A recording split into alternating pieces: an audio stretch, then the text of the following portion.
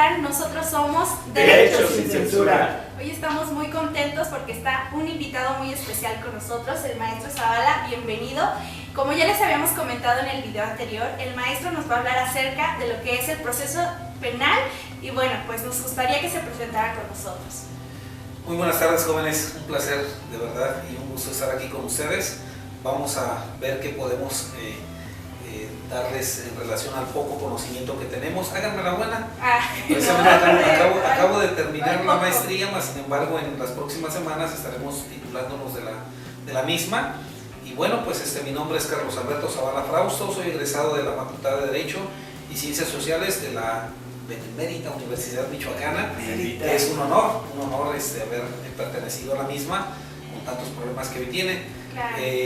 Bueno, pues hemos realizado diversos diplomados en materia penal, precisamente en el nuevo sistema, los cuales me han sido impartidos por la Casa de la Cultura Jurídica aquí que se ubica aquí en la ciudad de Morelia, Michoacán. Y bueno, como les comentaba, en el Instituto de Formación y Ciencias Jurídicas, que es el IFIJUM, en su oportunidad terminamos ya hace aproximadamente un mes y medio la maestría y bueno, estamos en vías de la titulación, que será en unas 2 semanitas más. Un placer nuevamente estar con ustedes. Muy bien. Como ya escuchamos, aquí el invitado pues es una persona con una vasta experiencia y sobre todo lo que les decimos es, viene una persona que conoce el sistema de justicia penal acusatorio, pero también sobre todo lo que es el sistema penal mixto o lo que les conocen como el anterior sistema. Entonces, pues, ¿qué les parece? Sin más preámbulo, vamos al video, ¿no? Adelante.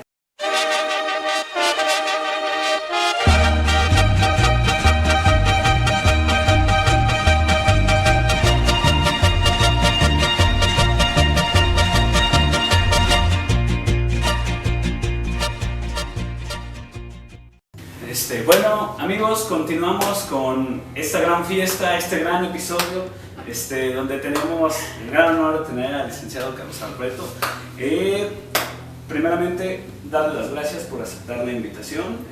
Todo el equipo de Derechos sin Censura estamos muy felices de tenerlo aquí con nosotros. No, pues como lo dije, es un placer para nosotros estar aquí con ustedes. Gracias. Y bueno, pues entrando en materia, ¿no? Vamos a platicar un poquito del proceso penal, ¿no? General, ¿de cuántas etapas consta, no? Bueno, consta de 3 etapas: la etapa de investigación, la etapa intermedia y la etapa de juicio. Ajá. Bueno, ¿qué comprende cada etapa o desde dónde inicia? Bueno, voy a sacar mis apuntes, yo no soy todólogo. Dice, la etapa de investigación inicial, y válgame la redundancia, inicia desde la presentación de la denuncia o querella y concluye cuando el imputado queda a disposición del juez de control. Me ponen nerviosos, amigos. La etapa intermedia, que comprende desde la formulación de la acusación hasta el auto de apertura de la investigación. Juicio. Gracias, Lick. Gracias. Ajá. Y la etapa de juicio es aquella que empieza desde que se recibe el auto de apertura a juicio y pues hasta donde se dicta la sentencia. Bien, cabe señalar, amigos, que aquí, como vemos, participan 2 tipos de autoridades: una autoridad administrativa, que es el Ministerio Público, y una autoridad judicial. El Ministerio Público, como lo vimos en el bloque anterior, en el artículo 21, es la única autoridad que va a tener el comando de la investigación, o sea, es el que dirige la investigación y es la parte acusadora dentro del proceso penal. Ya después lo ve lo que es un juez, una autoridad jurisdiccional. Pero a ver, vamos a aprovechar aquí al que sabe. Díganos, Dick, ¿cómo comienza un proceso penal? Bien, bueno, hacer una pequeña corrección. Actualmente el Ministerio Público ya no es autoridad, es un representante social exclusivamente. Perdió ese señalamiento de autoridad con base precisamente en el nuevo sistema. Actualmente solo es un representante social, ya no tiene el grado de autoridad. Y la pregunta era, ¿cómo inicia un procedimiento? Inicia con el conocimiento que se le da al representante social, en este caso al Ministerio Público, o puede ser también a un policía sobre la noticia criminal. En ese momento se tiene la obligación y necesidad de realizar la investigación, que como ustedes ya bien lo dijeron, es una investigación inicial para recabar datos de pruebas que sustenten la acción que se presume como un acto un delito, por decirlo así. Se realiza la investigación y con base en esa investigación y a los datos de prueba que se recaban, el Ministerio Público valorará si solicita una audiencia inicial para fundamentar la acusación en contra de una persona que en el caso concreto se le llamaría imputado. Al tener todos estos datos, se solicita la audiencia inicial, el juez de control señalará un día, una hora, una fecha en general y señalará una sala de oralidad. Emitirá una invitación, un oficio donde se le hace saber al imputado que deberá comparecer a dicha audiencia de manera libre y por decisión propia. Okay. Entonces, quiere decir que el imputado no es necesariamente alguien que ya fue señalado que cometió un delito. No. Solamente es alguien a lo que Se presume. Se presume haber cometido un hecho que la ley marca como delito. Okay. Y en la audiencia él asiste en calidad de libre y a invitación. Bien, ¿y qué pasa? Por ejemplo, nosotros platicábamos de la flagrancia. Platíquenos más sobre esto. Bien, pues la flagrancia es una parte muy, en este caso sí debe ser muy técnica, ¿no? El artículo 146 del Código Nacional de Procedimientos Penales precisamente nos señala qué es la flagrancia y tenemos varios tipos de flagrancia. Comúnmente la flagrancia se conoce cuando a la persona se le detiene en el momento mismo de estar cometiendo el ilícito, que sería uno de los casos. El caso, en el siguiente caso es cuando una persona señala al hechor del delito, al hechor de quien se presume cometió el delito.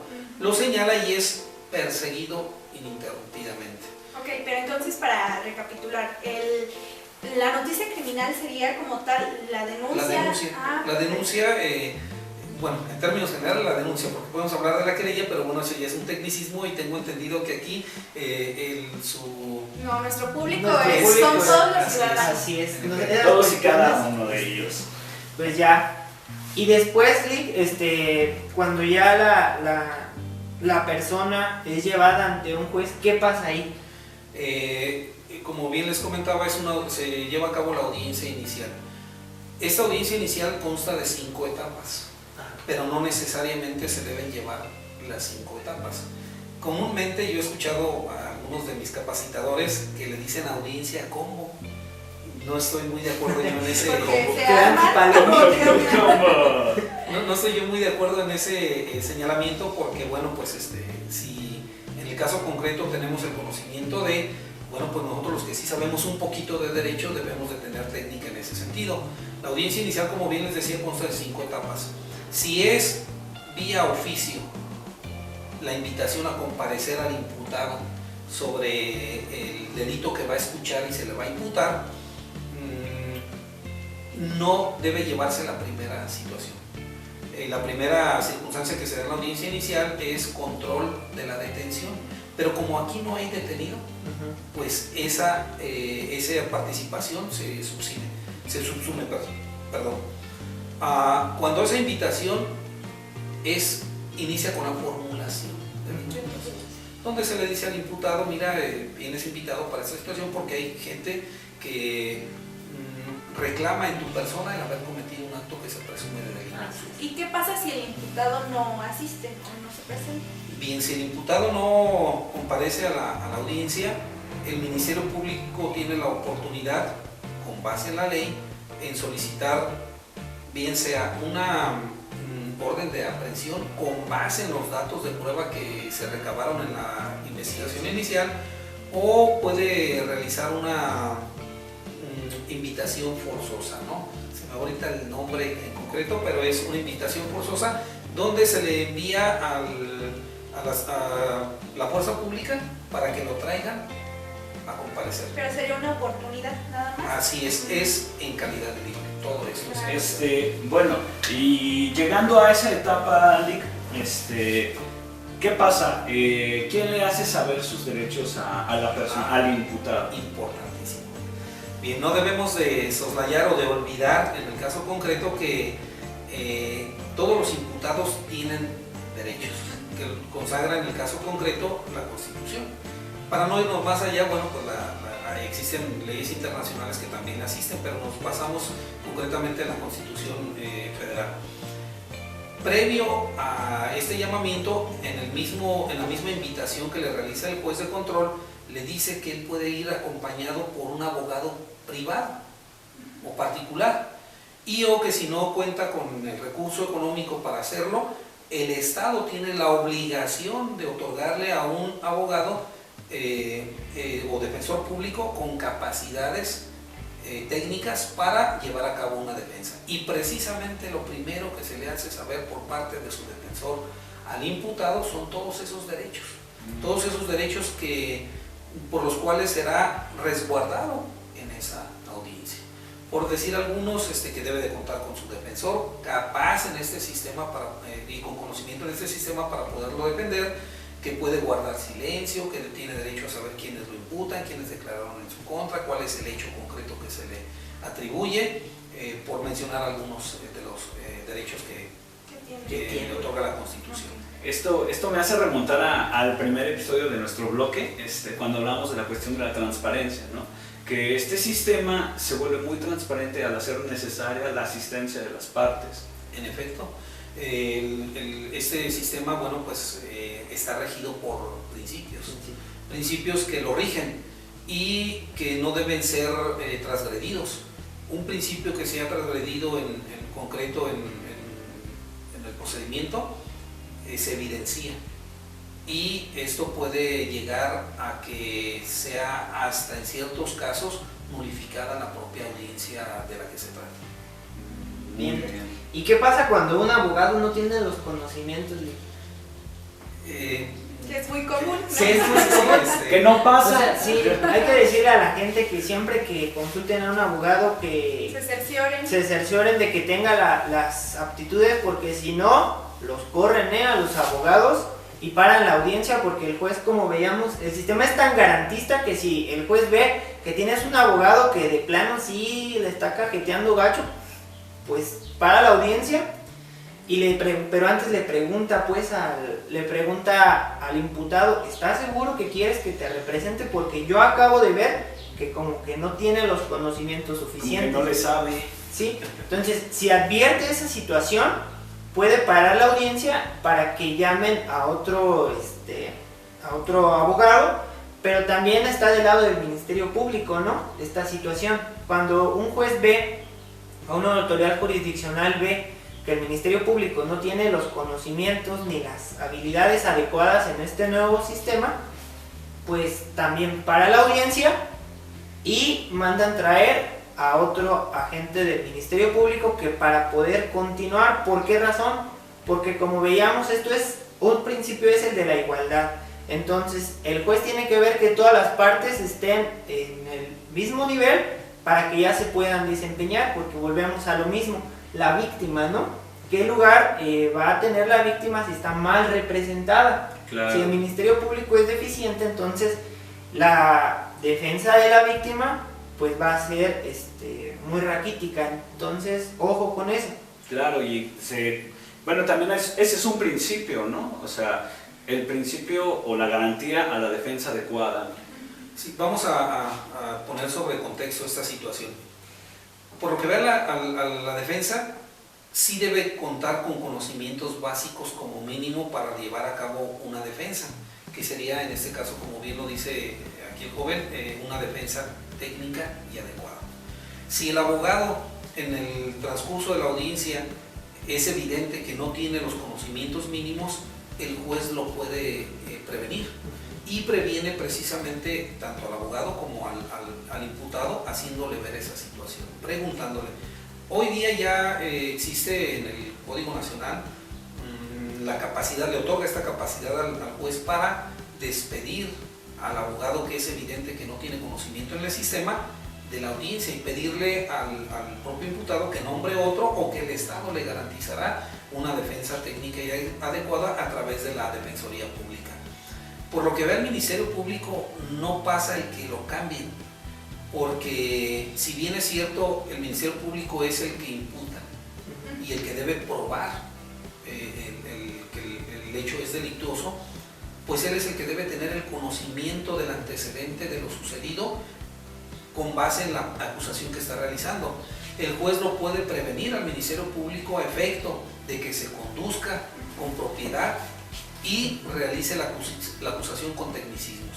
Si es evidente que el Ministerio Público no va preparado, no conoce la acusación, pues no tendrá éxito en la misma. ¿Qué será un auto de no vinculación a proceso? Sí. Entonces continuemos, ¿no? Con lo que es la audiencia inicial. Ya vimos que hay control de detención, cuándo sí hay, cuándo no hay. Ya nos comentó el IC de lo que es la formulación de imputación, que es solamente que le comunican a una persona que se siga una investigación en su contra. Ojo, todavía no le están diciendo que cometió un delito. ¿Por qué? Porque eso es hasta el final del proceso. Y después sigue lo que es la vinculación a proceso. ¿Qué nos puedes decir, Lic?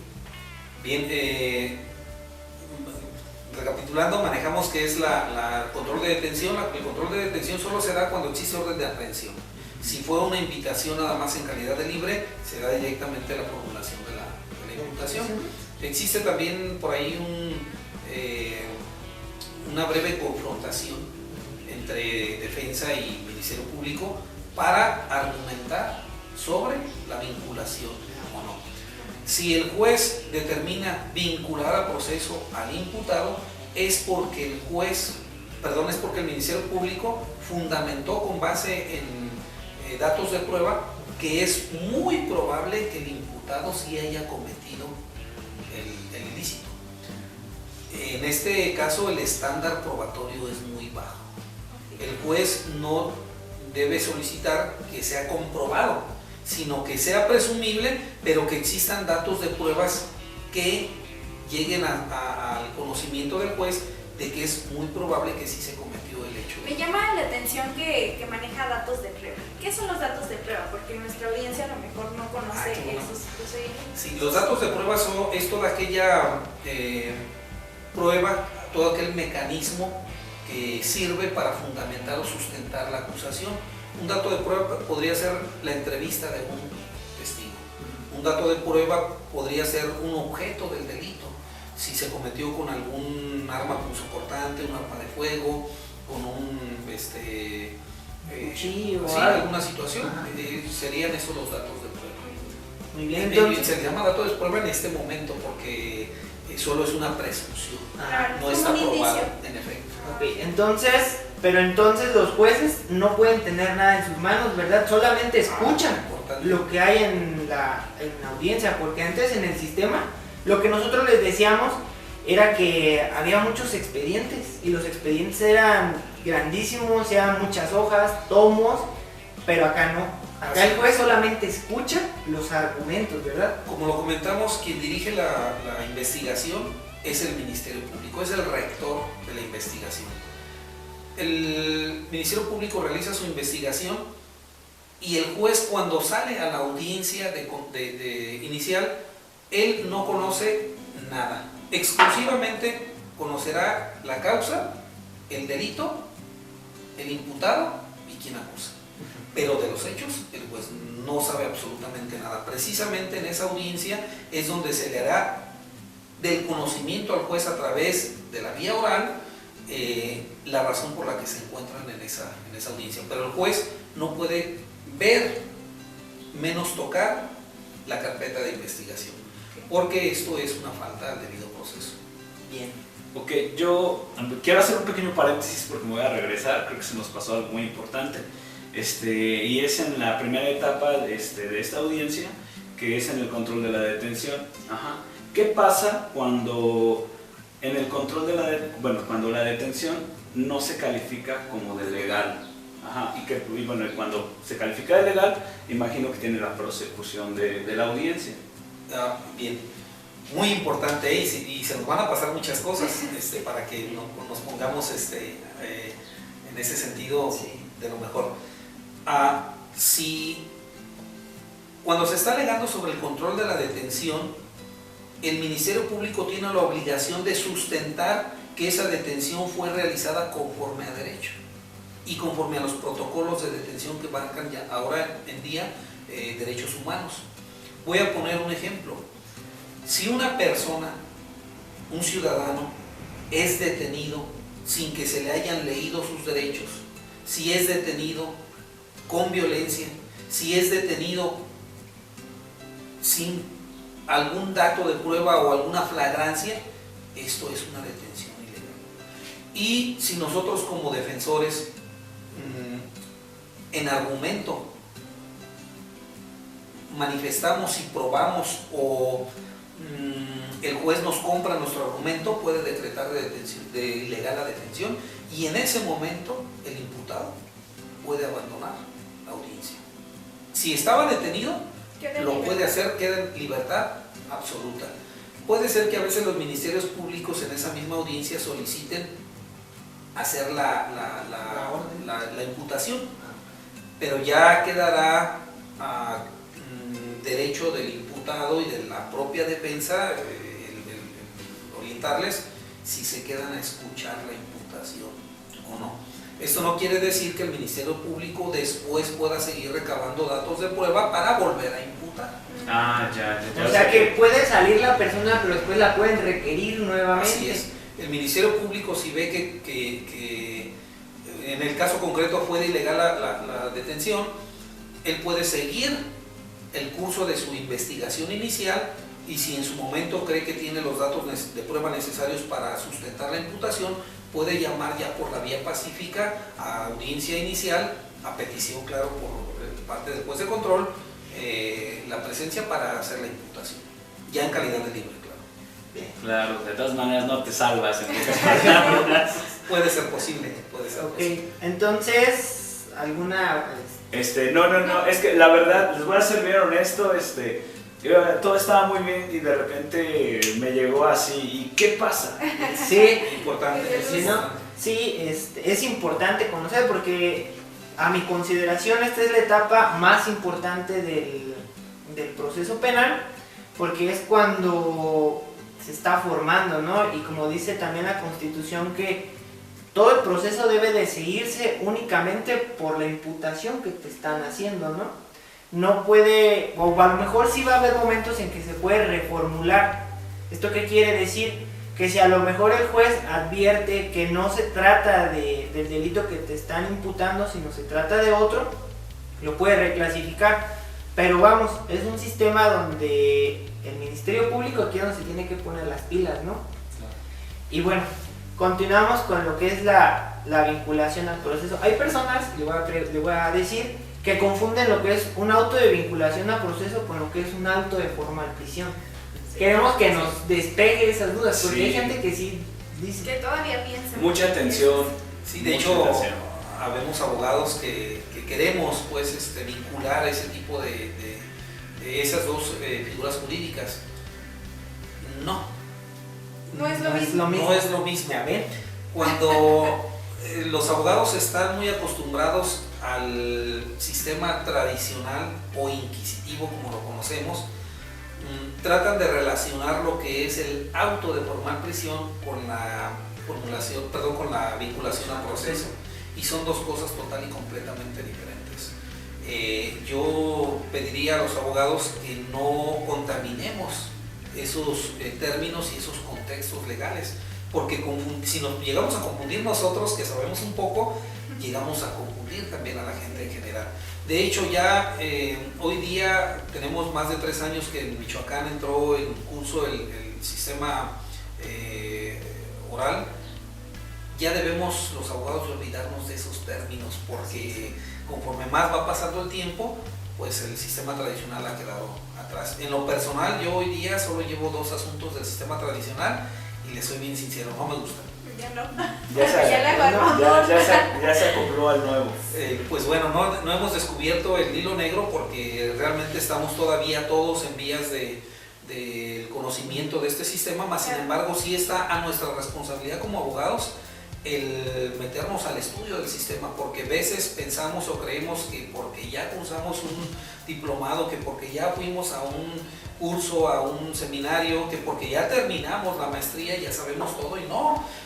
Bueno, es de decir yo que he tenido compañeros jueces del sistema actual que ellos mismos nos han dicho que aprendemos hoy mismo sobre la marcha, y que aun cuando ellos ya tienen la experiencia de más de 3 años, hoy día sigue fallando la situación del cómo resolver.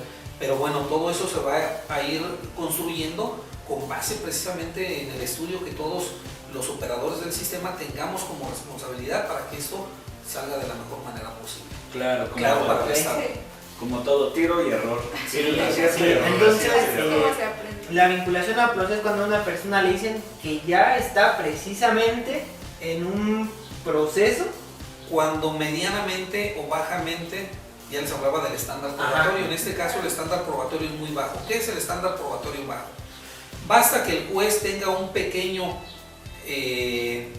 resquicio que le haya dado el Ministerio Público para hacerle creer que esta persona sí cometió el delito, para que el juez lo vincule al proceso. Como una presunción.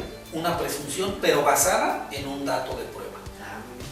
Como ejemplo podría ser, pues existen 2 entrevistas de 2 personas que estuvieron en el lugar del hecho, que manifiestan que esta persona que es imputada el día de hoy sí cometió el delito. No está probado, pero el estándar probatorio ya le hace saber al juez que sí hay probabilidades, bajas, pero probabilidades de que sí lo cometió.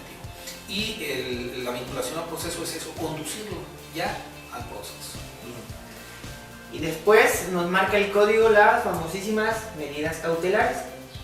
¿Cuáles son las medidas cautelares? Bueno, las medidas cautelares, para la gente que nos sigue y para los abogados que no se acuerdan, son todos esos mecanismos que la ley, que este nuevo código trae, ¿no? Que son ya novedades, que son principalmente para que el imputado asista al proceso, que no se escape, que no se evada de la justicia, para que los testigos comparezcan, para garantizar algunos derechos, como hay testigos que a lo mejor tienen algún temor por estar presentes en el proceso. Entonces, con estas medidas cautelares se les puede garantizar hasta su seguridad. Y en fin, porque antes, como lo comentábamos, era tan fácil para la autoridad mandar incluso a los imputados a la cárcel, parejo. Pero ahora, como sabemos, hay un catálogo de delitos donde solamente es aplicable la prisión oficiosa.